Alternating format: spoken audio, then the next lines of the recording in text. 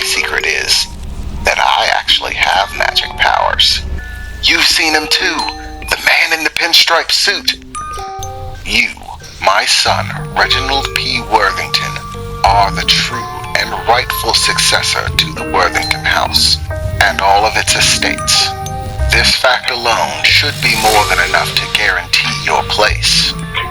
But I think you are old enough now to be made aware of certain realities. It is not fair to expect perfection from anyone, and yet, from us and us alone, it is demanded. Remember this always, Reginald. As unfair as it is, as unjust as it is, we and we alone must fight. We must fight for everything, and we must always win. We must fight even for what is rightfully ours. He rapidly reached down, grabbing me by my shirt, and in a swirl of light and sound, I was no longer in my room. I felt heat, blazing heat, all around me. The man in the pinstripe suit kept his grip as I felt him press backwards, my feet beginning to drag along the ground, until suddenly there was no ground left to stand upon. Do you have any idea who you're dealing with? I could make you disappear as easy as taking a breath. No one would ever know where you went, what happened to you. I possess power far beyond anything that your tiny little mind could ever imagine. Don't think you can swindle me, boy. I am not one to be gamed. You see, Reginald, I am in possession of a secret that concerns you. Every single moment of every single day, there are people all over this world making plans, plots, and schemes, telling little white lies and great white whales of fiction. Just as well as the world is also filled with people affected by these things.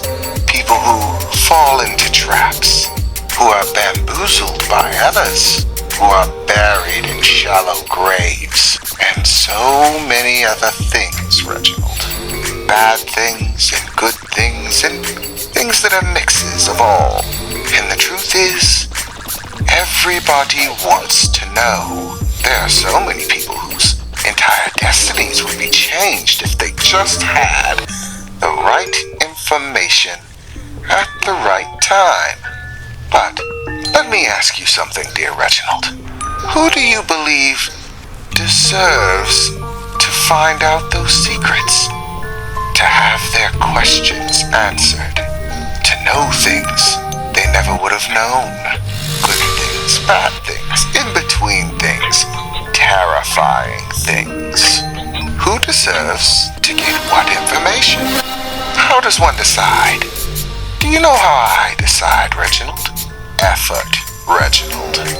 That is the deciding factor, is effort. Who deserves to know what depends on who is willing to put the work in, to do what is necessary when it is necessary to do it. And how do you distinguish who is willing to put forward the effort, Reginald?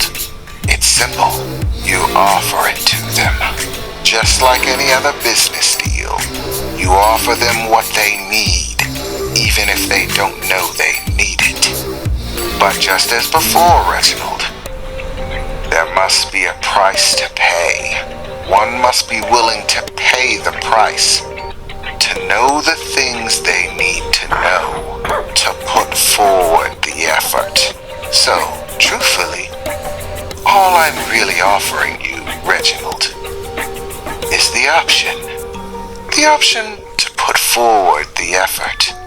Are you willing to strike a bargain, to cut a deal, to sacrifice what you must in order to know what you need to know?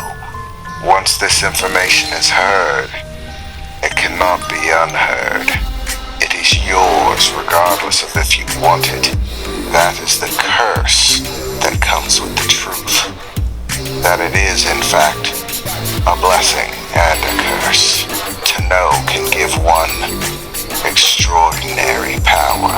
The power to change things, to set a situation in motion or stop it, to change one's fate.